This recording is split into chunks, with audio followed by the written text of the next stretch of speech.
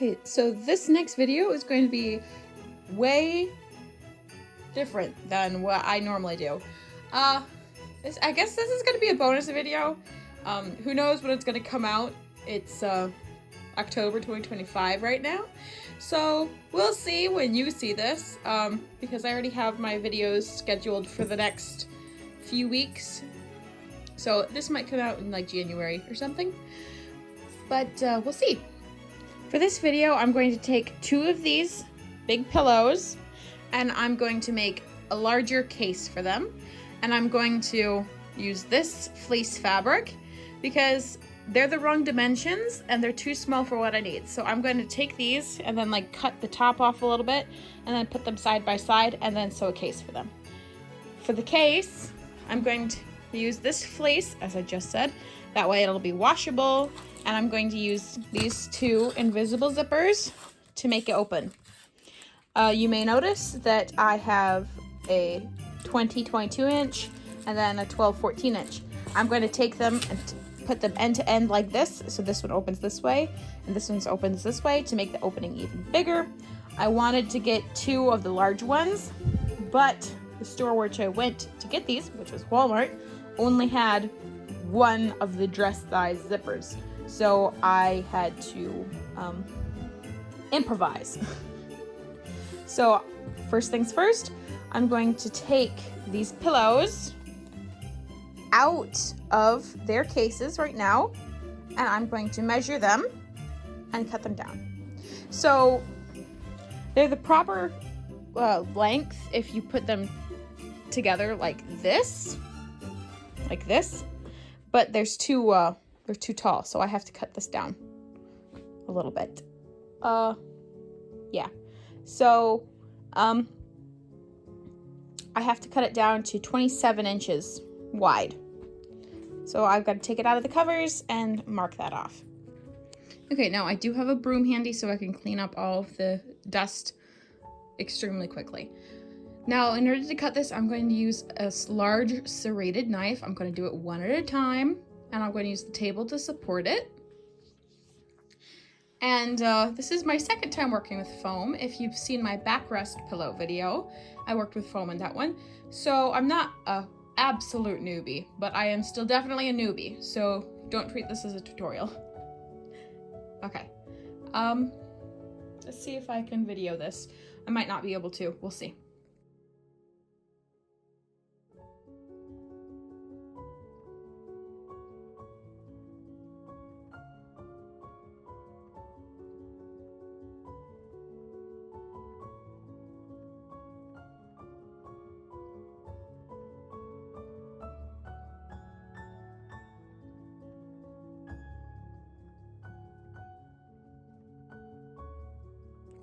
Okay, so I've got the cushions, cut the length. I'm just going to do a really quick test fit just to make sure it's going to work. And I don't have to do any more cuts because once I stop making cuts, that's it. It's not going to change. And if it doesn't fit, it's going to be annoying. Okay, so I measured the space where I'm going to put this, and it's 45.5 inches long, and this right here is 49 inches together. So I have to, I wanted to make both of the cushions the same size, but my instinct and the voice inside of me is saying just cut one because it'll be easier, it'll make less mess, and you'll have a bigger piece of scrap foam. So this cushion is going to be smaller than this cushion from now on because I measured that out. I'm just going to double check the measurement. I want to give it a cut.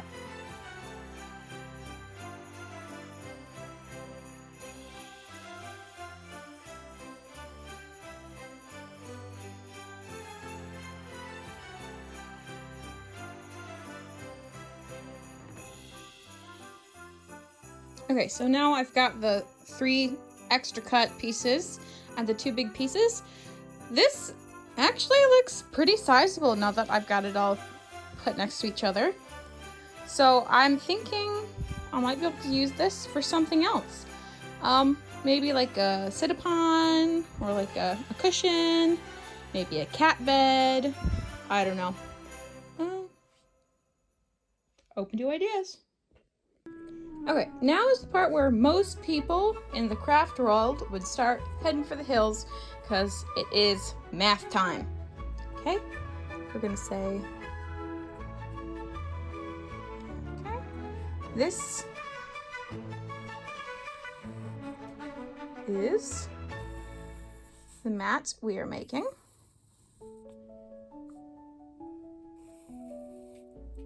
It is 45.5 inches long and 27.5 inches wide.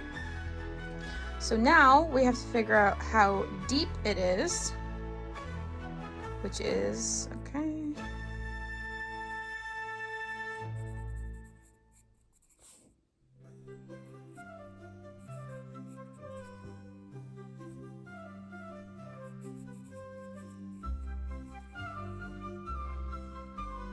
I am going to cheat. I'm going to get the measurement off of these beds that were manufactured, because if the manufacturer thinks it's tall enough, then it's tall enough.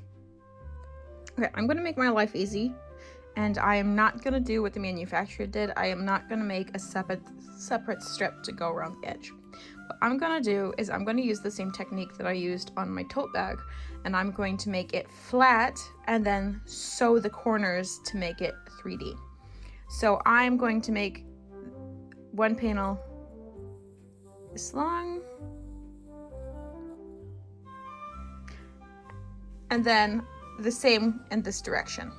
So the final panel for the bag, or the cover I should say, is going to be 27.5 plus 2.5.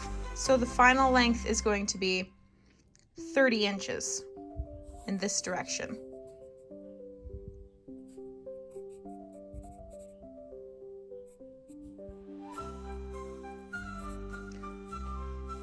And then this way, it's going to be 45.5 plus 2.5. So it's going to be 49 inches.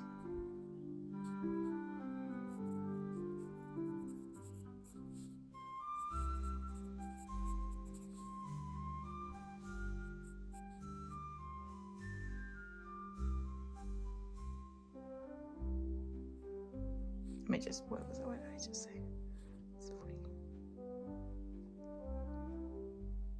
Sorry, 48 inches. And then I have to add seam allowance, and I think I'm going to do 1 inch seam allowance. That's a lot. That's a little excessive. Okay, I'll stick to 1/2 inch seam allowance, just to make my life easier and the construction easier.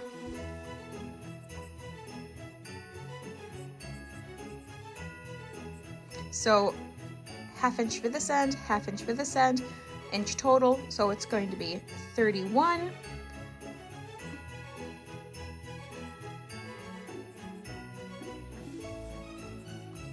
And then this is 1/2 inch total on both ends, it's going to be 49. So now I have to measure how much fabric I have. I've got 2 of these, and this fabric is 45 by 60, sorry, 54 by 60, which is well inside the dimensions I need. I could almost get away with 1 of them, but I can't. It's like a couple inches shy, so I'm glad I got 2. So I'm gonna lay this out and measure it out and figure out how to cut it. Yeah, I'll figure it out. So what I've decided to do is I'm just gonna, in order to keep the math and the cutting simple, I laid the cushions on top of the cover fabric, and I'm just going to cut around it, giving 3.5 inches on this side and 3.5 inches on that side, just to make sure that I have enough.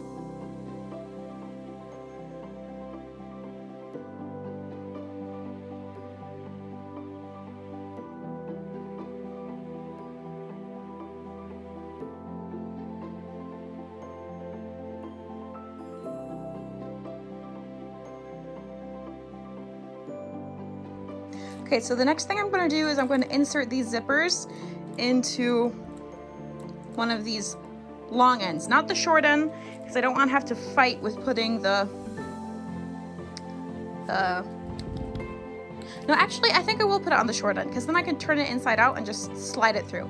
So I'm going to put these invisible zippers on one of the short ends, probably the end with the paws. No. Okay. Okay, so I'm going to put these zippers in at either the end with the paws or the end with the heads. I haven't decided yet. You'll see in a couple seconds. Because the first step in putting these zippers in is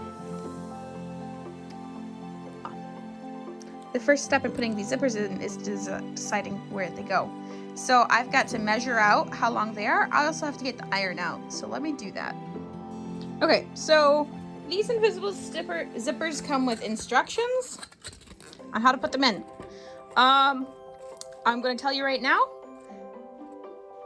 this is not the best way I have found to put these zippers in. And you're going to ignore the very first line that says really big, really bold.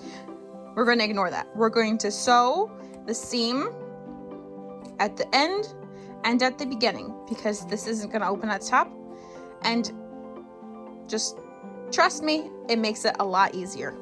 So first thing we're going to do, and the secret of this step is to have one of these invisible feet. I picked it up from the Singer Company for like $16, worth every penny. So what the first thing we're going to do is we're going to iron the zipper flat.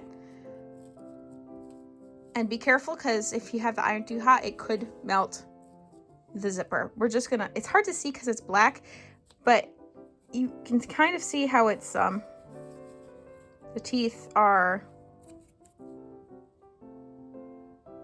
there, you can see it from that angle. They're curled up. We're gonna try to flatten that out. But I need both hands, so I'll see you when I've done it. Okay, so you'll know you've ironed them well enough when they fold like this, when they're closed instead of being flat. This means that you've flattened it out as best you can, which is good. Okay, I did some thinking, and the first thing I'm gonna do is I'm actually gonna sew the corners in. So I've marked out, so this line is the seam allowance where the zipper's gonna go. I've marked it here and here. And then this line is the fold line of where how the bed is gonna be. So I've marked out a 1/4 inch by 1/4 inch square, and I'm gonna sew this line to this line, just really quick. And then I've gotta do it on this corner as well, and on the corner on the other side. Okay, I've got these pinned out with a little bit of overlap right here, and it's 35 inches. So now I just have to measure this 35 inches to get the ends, and then I have to also figure out where this point is and mark it so that where they meet is very clean and defined. So when I sew it together, it's a lot easier on me. Okay, so this is where the very, very end of the zipper is going to be, like the pink end, the pinked end, and then this is 2 inches farther down, like as you close it, and you're going to sew those 2 inches on the machine.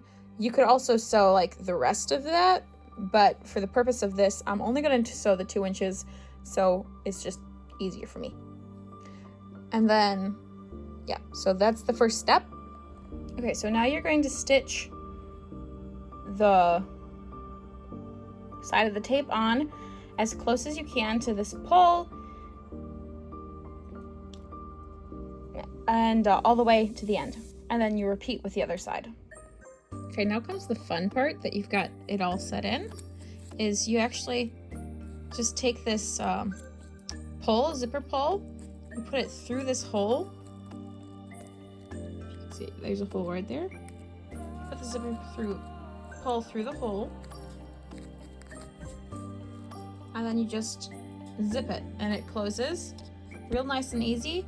And this way I find it's better because you don't have to worry about getting this seam and this seam lined up because they're already lined up, and it just makes the process a lot cleaner. And I don't know why somebody hadn't thought of that before.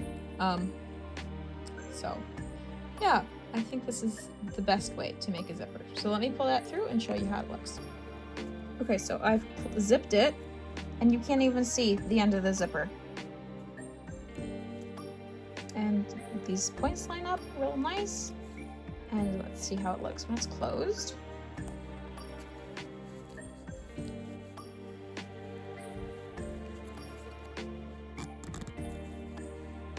No. Maybe it's too soon to close it. Yeah, I think it's too soon to close it. But it's very clean, and I'm always surprised by how well invisible zippers look when put in fleece, because the pile covers the zipper up really, really well. I'm glad I stitched these corners first, because that made the corner a straight line for me to put that zipper in. Much easier than trying to sew it and then do the corner. I don't know if that would have even been possible.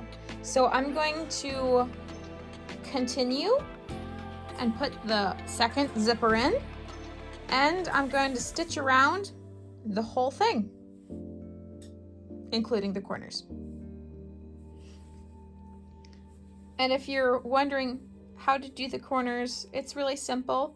You just draw the seam allowance, and then draw the seam allowance, and then the final height, and that makes a square, and then just sew this line and this line together. And then you get your nice clean corner. Super simple. Okay, so I've finished sewing it. I just did a straight stitch all the way around, and now I'm going to put the cushions in, and we'll see if it fits proper, and it should. It should. I don't see any reason it shouldn't. Okay.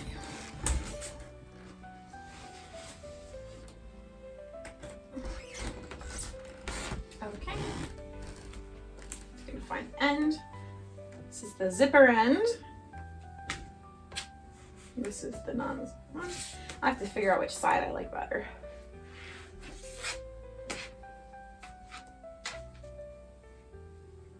I think they're about equal to me. Okay. I guess we're gonna make a little pocket. Pushing this inside.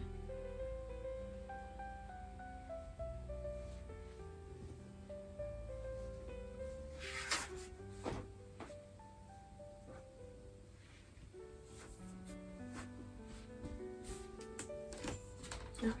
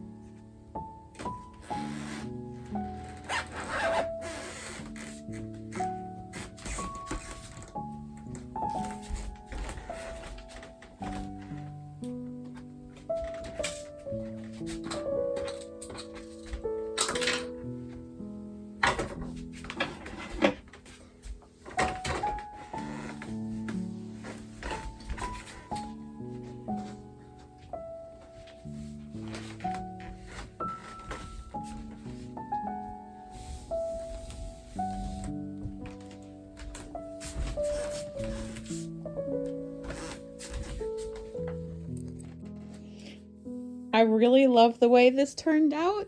These puppies look so cute. Look at the little guy. He has no idea what's going to happen. So I thought about making these smaller and then double lining it, but I don't think I'm going to do that. I might in the future, but I don't need this. And this non-woven material is not very sturdy. It doesn't last very long. So I might just chop this up and harvest the zipper, this nice minky fabric. I don't know, we'll see. So here we go. We've got adorable puppies. This nice bed. It looks really nice. It fits really well. It's snug, but there's a little give. That's probably due to the fact that fleece is stretchy in this direction. Not so much this direction, but that probably makes it easier to put inside the cushion inside. So there we go.